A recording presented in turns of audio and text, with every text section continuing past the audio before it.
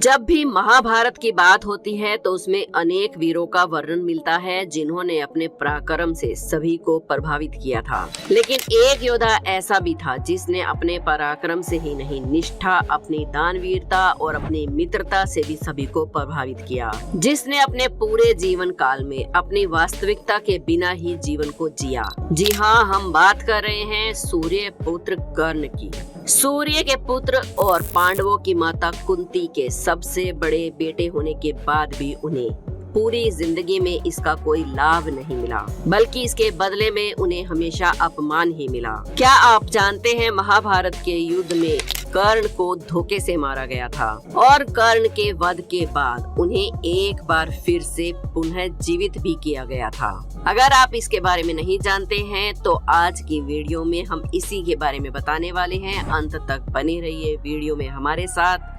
लेकिन उससे पहले आपसे रिक्वेस्ट है कि अगर अभी तक आपने हमारे चैनल अनोखी दुनिया को सब्सक्राइब नहीं किया है तो जल्दी से कर लीजिए और कमेंट्स में हर हर महादेव जरूर लिखें। कर्ण को गुरु द्रोण ने शिक्षा देने से इनकार कर दिया था क्योंकि आचार्य द्रोण उस समय युद्ध कला के सर्वश्रेष्ठ आचार्यों में से एक थे, इसलिए कर्ण उनसे ही शिक्षा पाना चाहता था। लेकिन द्रोणाचार्य उस समय कुरु राजकुमारों को शिक्षा दे रहे थे और कुरु वंश के नियम के अनुसार किसी अन्य को शिक्षा नहीं दे सकते थे। उन्होंने कर्ण को शिक्षा देने से मना कर दिया क्योंकि कर्ण एक सारथी पुत्र था और द्रोण केवल क्षत्रियों को ही शिक्षा दिया करते थे। लेकिन कर्ण के कानों के कुंडल और उसके मुख के तेज को देखकर द्रोणाचार्य समझ गए थे कि ये कोई साधारण बालक नहीं है। तब उन्होंने कर्ण को उसका नया नाम दिया जो कि था कर्ण। द्रोणाचार्य ही पहले वो व्यक्ति थे जिन्होंने राधे को पहली बार कर्ण कहा था। जब द्रोणाचार्य जी ने शिक्षा देने से मना कर दिया तो कर्ण परशुराम जी के पास गए शिक्षा पाने के लिए। परशुराम जी केवल ब्राह्मणों और क्षत्रियों को ही शिक्षा दिया करते थे। कर्ण ने स्वयं को गैर क्षत्रिय बताकर परशुराम से शिक्षा ग्रहण की। परशुराम जी ने कर्ण का आग्रह स्वीकार किया और कर्ण को अपने समान ही युद्ध कला और धनु विद्या में निपुणता प्रदान की। लेकिन ऐसा क्या हुआ कि खुद परशुराम जी ने ही अपने सबसे प्रिय शिष्य कर्ण को श्राप दे डाला। उसकी कथा कुछ इस प्रकार है कि शिक्षा अपने अंतिम चरण पर थी। एक दोपहर की बात है कि गुरु परशुराम कर्ण की जंघा पर सिर रखकर विश्राम कर रहे थे। तब कहीं से एक बिच्छू आया और उसने कर्ण की जंघा पर काटकर घाव बनाना शुरू कर दिया। गुरु के विश्राम में भंग न हो इसलिए कर्ण बिच्छू को दूर न हटाकर उसके डंक को सहता रहा और लगातार घाव से खून बहता रहा। कहते हैं कि बिच्छू का डंक सबसे दर्दनाक होता है। कुछ देर बाद जब गुरुजी की निद्रा टूटी तो उन्होंने देखा कि कर्ण की जंघा से बहुत सारा रक्त बह रहा है। उन्होंने कहा कि केवल किसी क्षत्रिय में ही इतनी शक्ति हो सकती है और इतनी सहनशीलता हो सकती है कि वो बिच्छू के डंक को भी सह जाए। इसीलिए ना तो तुम कोई ब्राह्मण हो और ना ही कोई गैर क्षत्रिय। तुमने मुझसे धोखे से शिक्षा प्राप्त की है। अब मैं तुम्हें श्राप देता हूँ कि जब तुम्हें इस शिक्षा की सबसे ज्यादा जरूरत होगी उस समय ये तुम्हारे काम नहीं आएगी। कर्ण जो कि उस समय ये नहीं जानता था कि वो खुद किस वंश का है, उसने गुरु से क्षमा मांगी और कहा कि उसके स्थान पर यदि कोई और शिष्य होता तो वो भी यही करता। गुरु परशुराम ने गुस्से में कर्ण को श्राप तो दे दिया, लेकिन जब उनका गुस्सा शांत हुआ तो उन्हें अपनी गलती का एहसास हुआ। उन्होंने कर्ण से कहा कि अब मैं अपना श्राप तो वापस नहीं ले सकता, लेकिन उन्होंने कर्ण को एक विजय नामक धनुष प्रदान किया और आशीर्वाद दिया कि उसे वो वस्तु मिलेगी जिसकी उसे सबसे ज्यादा चाहत है, यानी कि अमिट प्रसिद्धि। दूसरी तरफ गुरु द्रोणाचार्य के शिष्यों की शिक्षा पूरी होने पर हस्तिनापुर में एक रंग भूमि का आयोजन करवाया, जिसमें गुरु द्रोणाचार्य के सभी शिष्यों ने अपनी युद्ध विद्या का प्रदर्शन किया और रंग भूमि में अर्जुन ने अपनी विशेष धनु विद्या का प्रमाण दिया। तभी उसी रणभूमि में कर्ण आ गया और अर्जुन को द्वंद्व युद्ध के लिए ललकारा। गुरु कृपाचार्य ने कर्ण के द्वंद्व युद्ध को अस्वीकार कर दिया और उसके वंश और साम्राज्य के बारे में पूछने लगे, क्योंकि द्वंद्व युद्ध के नियम के अनुसार केवल एक राजकुमार ही दूसरे राजकुमार को द्वंद्व युद्ध के लिए ललकार सकता था और अर्जुन हस्तिनापुर का राजकुमार था।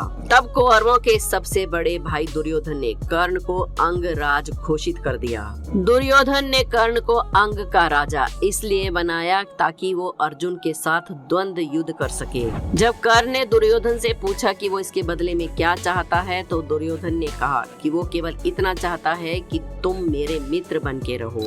इस घटना के बाद कर्ण और दुर्योधन बहुत अच्छे मित्र बन गए। कर्ण और अर्जुन के बीच की ईर्ष्या बढ़ती गई और पांडवों और कर्ण के बीच बैर बंध गया। कर्ण दुर्योधन का निष्ठावान और सच्चा मित्र बन गया। कर्ण शकुनी को पसंद नहीं करता था और सदैव दुर्योधन को ये परामर्श देता था कि वो अपने शत्रु को परास्त करने के लिए अपने युद्ध कौशल और बाहुबल का प्रयोग करे, ना कि कुटिल चालों का। क्योंकि शकुनी चालों में माहिर थे, इसलिए वो चालों के दम पर दुर्योधन को प्रभावित करके रखना चाहते थे। कर्ण अब अंगराज कहलाने लगे और उन्होंने इस एहसान के बदले में दुर्योधन को वचन दिया कि हे मित्र, मैं हमेशा तुम्हारी ढाल बनकर तुम्हारी रक्षा करूंगा और अगर तुम पर जब भी कोई मुसीबत आएगी तो उसके सामने मैं खड़ा हो जाऊंगा।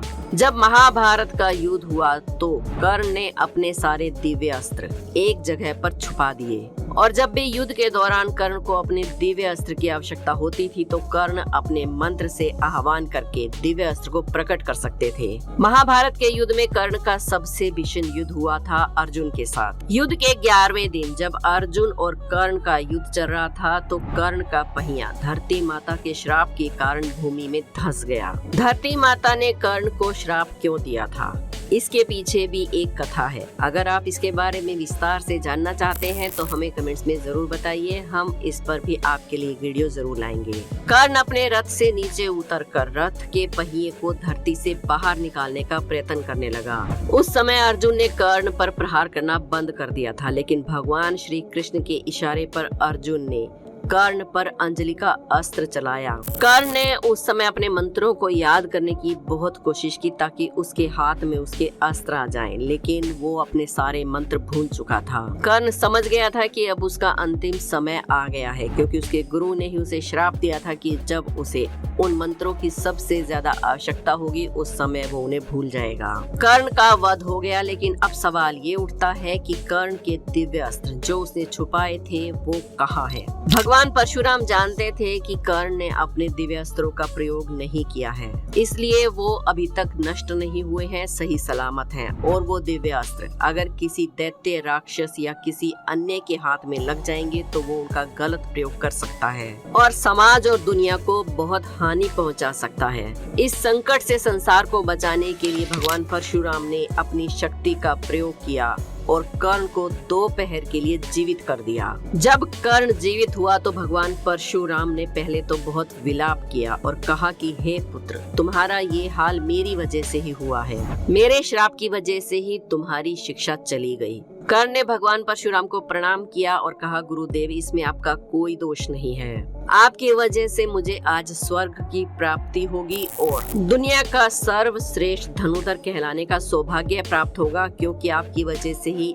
आज अर्जुन को मुझे धोखे से मारना पड़ा। इसके बाद कर्ण भगवान परशुराम से उसे पुनः जीवित करने का कारण पूछते हैं, तो भगवान परशुराम उससे पूछते हैं कि तुमने दिव्य अस्त्र कहाँ छिपाए हैं, उन्हें नष्ट करना बहुत जरूरी है, क्योंकि अगर वो किन्हीं गलत हाथों में गए तो धरती का विनाश हो जाएगा। कर्ण कहते हैं, गुरुदेव, अब इस समस्या का समाधान कैसे होगा।